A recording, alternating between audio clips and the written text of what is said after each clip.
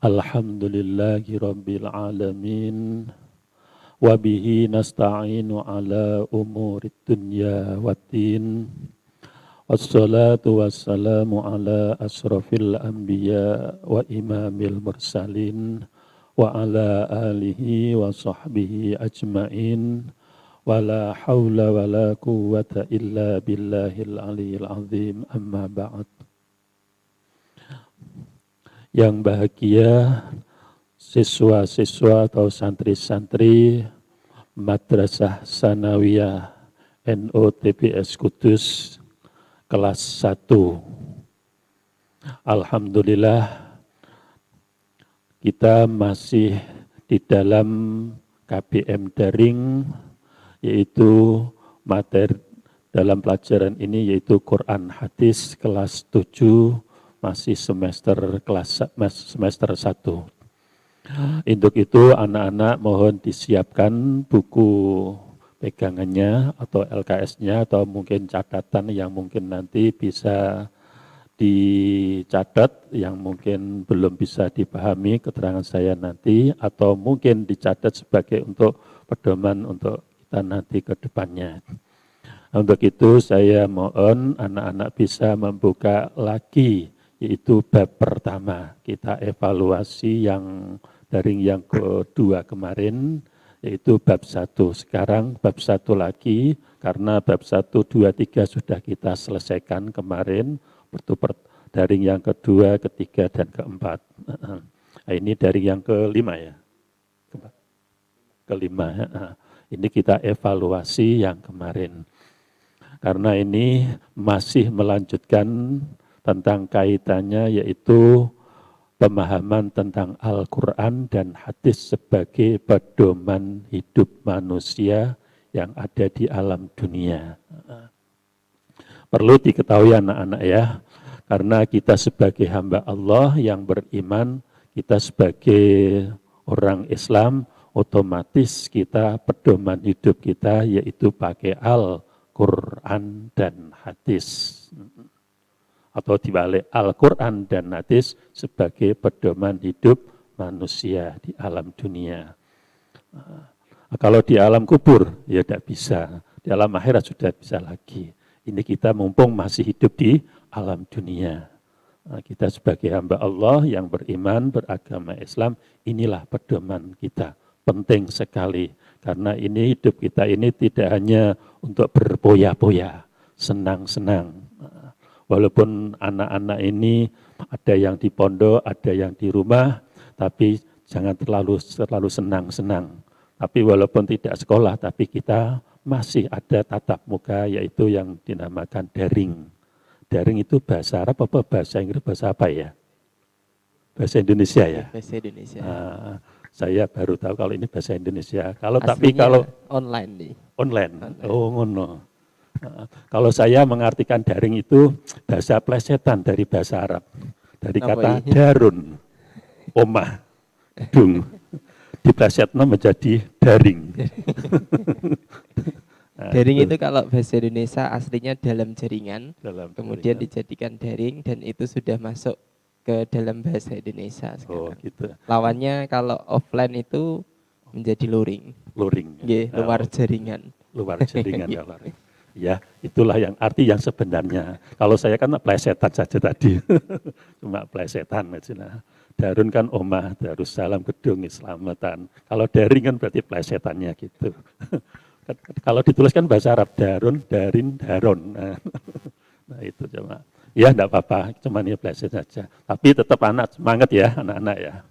Nah, kita sebagai hamba Allah, kita hanya mempunyai pedoman yaitu Al-Quran dan hadis. Selanjutnya yang kita bahas di sini nanti, kita mengulang lagi tentang pengertian Al-Quran, yaitu masih bab 1. Menurut bahasa artinya yaitu bacaan, wacanan. Perlu kita baca, kita perlu membaca Al-Quran. Kalau menurut istilah yang dimaksud dengan arti Al-Quran, yang sebenarnya yaitu kalamullah, yaitu wahyu Allah subhanahu wa ta'ala. sebagai mukjizat yang diturun kepada Nabi Muhammad Sallallahu Alaihi Wasallam. Nah, kita singkat SAW. Nah, untuk mempersingkat, kalau SAW-nya yang bicara ini ya namanya dah lain lagi nih.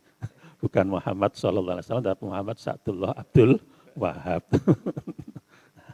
Hanya plesetan saja ini, nah, istilahnya. Nah, siapa yang menurunkan ini? Yaitu Allah.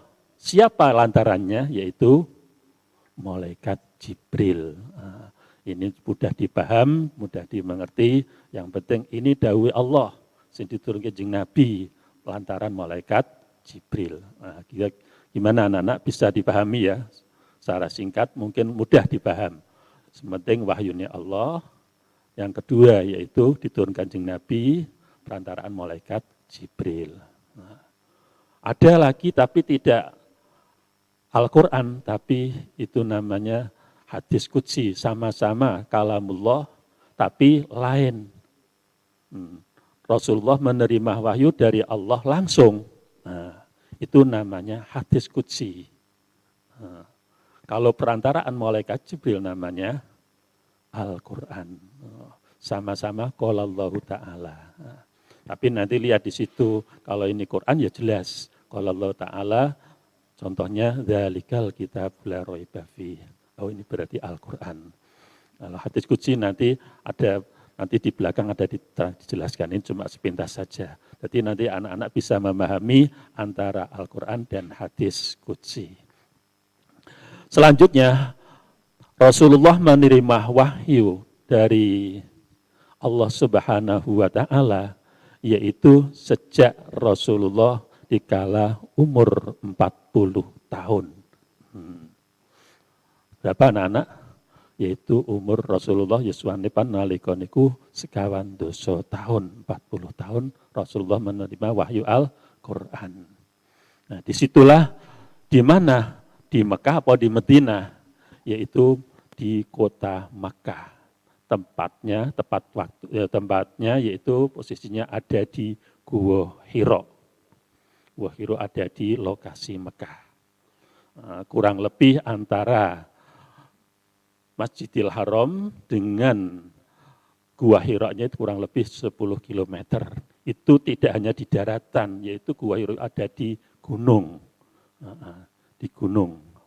Namanya gunungnya anak-anak masih ingat cerita tentang hal nuzulul Quran, peringatan turun Al-Quran, yaitu di Gunung An-Nur yang disebut, yaitu biasanya kalau orang ziarah ke Mekah, katakanlah pergi haji atau pergi umroh, biasanya napak tilas Rasulullah, yaitu ada di Gunung Uhud. Disitulah Gunung Uhud ada Gua Hira-nya. Kalau di Kudus, di sini ada gunungnya, nama gunungnya Muria. Nah, Gunung Muria dengan Kudus, dengan alun-alun, kurang lebihnya 18 km. Nah, naik. Nah, termasuk juga Rasulullah gitu, dari Masjidil Haram ke Gunung An-Nur, tepatnya di Gua Hira, di situ kurang lebih 8 sampai 10 km. Nah, terus naik. Nah, disitulah Rasulullah menyepi uzlah, atau katakanlah bisa DP kepada Allah, yaitu di situ pas kebenaran bulannya bulan Ramadan, tepatnya tanggal 17 Ramadan. Disitulah Rasulullah menerima wahyu Al-Quran. Siapa yang menurunkan Al-Quran? Yaitu Allah dengan perantaraan malaikat Jibril. Disitulah Rasulullah menerima wahyu yang pertama kali. Tapi di situ Rasulullah kaget. Siapa ini orang yang besar, gagah, gede, ganteng ini? Rasulullah disikap oleh malaikat Jibril. Ya Rasulullah, Iqra ya Muhammad. Nah, disitulah. Nabi Muhammad jawabannya bagaimana? Ma'ana biqori'in. Saya belum bisa membaca Al-Quran. Iqra ya Muhammad. Ma'ana biqori'in. Sampai diulang-ulang 3 kali. Nah, akhirnya yang ketiga kali Rasulullah dituntun oleh malaikat Jibril untuk bersama-sama membaca Iqra bismi rabbikal ladzi khalaq khalaqal insana min 'alaq. Iqra wa rabbukal akram. Alladzi 'allama bil qalam. 'Allamal insana ma lam ya'lam. 5 ayat tersebut, disitulah selesai untuk membacakan Al-Quran 5 ayat surat Iqra. Rasulullah di situ masih gemeter, tidak bisa bergerak apa-apa kecuali hanyalah ketakutan. Situasinya menegangkan, karena tidak kenalan dulu malaikat tadi, langsung mengajar Rasulullah. Setelah itu malaikat pamit pulang. Setelah dibuntuti oleh Rasulullah, keluar dari pintu gua, dilihat di bawah tidak ada, dilihat di atas tidak ada, kanan kiri tidak ada. Loh kok tak ono, sopo iki? Rasulullah akhirnya tambah ketakutan. Sampai ketakutan gitu Rasulullah akhirnya bagaimana? Bawaan Rasulullah di waktu Demiku ya Allah, DP atau silai khalwat di ruang gua Hira itu Rasulullah ringkesi barang-barangnya. Sampai barang-barang itu diringkesi pulang. Disitulah Rasulullah ketakutan. Kalau mungkin ke sini lagi nanti siapa ini tidak tahu. Akhirnya pulang, disitulah dipapak sang istrinya yaitu Siti Khadijah. Pas Siti Khadijah kebenaran pas di luar, tahu-tahu Rasulullah pulang dari gua Hira tersebut. Belum waktunya pulang tapi sudah pulang. Tanggal berapa itu? Yaitu tanggal kurang lebih 17 Ramadan, Rasulullah umur 40 tahun. Rasulullah dimarahin sama Siti Khadijah. Loh, kenapa ya Rasulullah, kamu kok sudah pulang, sudah kundur? Apa biasanya kan sampai akhir Ramadan, ini kok sudah Rasulullah tidak bisa menjawab. Ketakutan, rasane koyo kademen, dredeg kabeh, deg-degan. Akhirnya Rasulullah jawab, hanya zammiluni, kemuliaku. Akhirnya Siti Khadijah sang istrinya menyiapkan tempat tidurnya, tempat syariahnya Rasulullah. Disitulah Rasulullah tiduran, istirahat, Siti Khadijah mendampinginya. Nah, ini istri yang sangat sangat cinta kepada Rasulullah. Tidak dimarahin terus. Ya salamu dhewe ke lungon engkon ngapilas dina nganti sak wulan. Ngene iki sing lara sapa? Tidak seperti itu. Kalau istri kamu belum punya istri ya anak-anak ya. Ini sebagai pelajaran kita sebagai rumah tangga. Walaupun Rasulullah pergi khalwat beberapa hari, di situ pulang kesakitan, biasanya kan dimarahin. Sepertinya kamu nanti seperti ayahmu kerja bareng waya pulang tidak pulang tapi pulangnya terlambat, akhirnya istri biasanya marahi, salamu dhewe Pak, loro dhewe, biasanya kan gitu. Nah, ini istri yang baik, istri yang telah cinta kepada Rasulullah, selalu menghormati kepada Rasulullah. Akhirnya Rasulullah terus sambil istirahat, disitulah Siti Khadijah mendampinginya, dipijat-pijati, dilus-lus, dikipasi. Nah, inilah Rasulullah. Terus akhirnya di situ ngelilir, alhamdulillah padang. Setelah padang, suasananya Rasulullah tidak menegangkan lagi. Sudah suasananya seger, waras. Di situ Rasulullah dimintai pertanyaan lagi sama Siti Khadijah, istrinya. Gimana ya Rasulullah situasinya? Apa Rasulullah tadi di Gua Hira, di Gunung An-Nur tadi ada genderuwo atau mak lampir? Seperti itu, enggak. Terus ada siapa? Wah, ada orang yang besar. Apa di situ ada cewek gitu? Kamu ketakutan? Enggak. Orang besar. Siapa orang besar? Saya enggak tahu. Tahu-tahu marahin saya tentang bacalah Quran. Iqra ya Muhammad, Iqra ya Muhammad. Oh, akhirnya Siti Khadijah menyadari, oh berarti suami saya ini diajari Iqra. Oh. Ingat Siti Khadijah.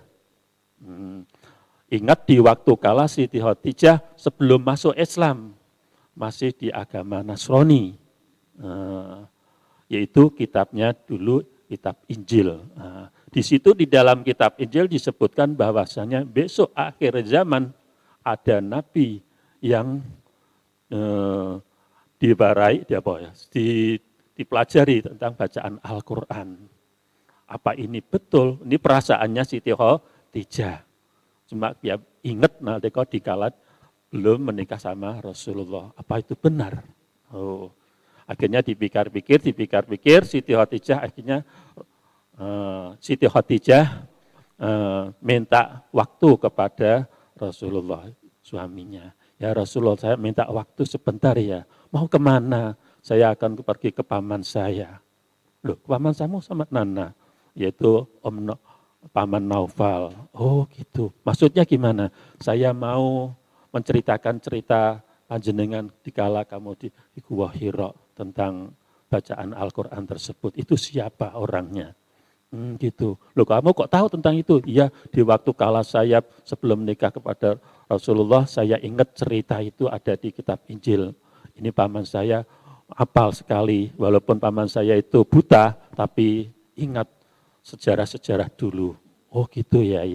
Ya silakan tapi jangan lama-lama. Oke. Akhirnya minta waktu disediakan, Siti Khadijah berangkat ke pamannya ke Naufal. Akhirnya bertemu di sana, disamoi dengan pamannya Mas Naufal.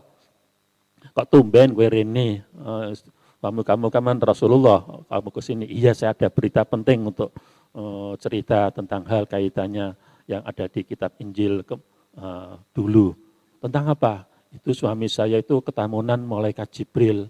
Ketamuan orang belum kenal namanya ya, belum kenal namanya tapi dibacakan dengan Iqra. Saya kan masih ingat, Om. Oh iya. Akhirnya cerita sekilas Pak Naufal tersebut ingat, oh iya itu namanya malaikat Jibril yang memberikan wahyu kepada Rasulullah dari Allah Ta'ala. Allah menurunkan wahyu Al-Quran dengan bantuan malaikat Jibril, itu membaca Al-Quran, Iqra bismi rabbikal ladzi khalaq. Oh gitu. Nah, sekarang di mana Rasulullah? Nah, sekarang Rasulullah di rumah. Nah, saya mau ketemulah. Loh nanti saya dimarahin, enggak apa-apa. Nah, akhirnya Siti Khadijah bersama pamannya Mas Naufal, Bapak Naufal tersebut, akhirnya sowan ke Rasulullah. Disitulah ketemu langsung Pak Naufal, pamannya Siti Khadijah langsung masuk Islam. Inilah cerita sekilas tentang kaitannya Rasulullah menerima wahyu Al-Quran. Dikala itu Rasulullah ada di Gua Hira, tepatnya yaitu tanggal 17 Ramadan 10 tahun sebelum Hijriah. Berarti masih di Mekah. Nah, kalau ditanyain kapan tahunnya, yaitu tahun 10 sebelum Hijriah. Karena Rasulullah hijrah ke Madinah kan umur 50 tahun. Tapi Rasulullah menerima wahyu 40 tahun. Inilah sekilas tentang sejarah turunnya Al-Quranul Karim.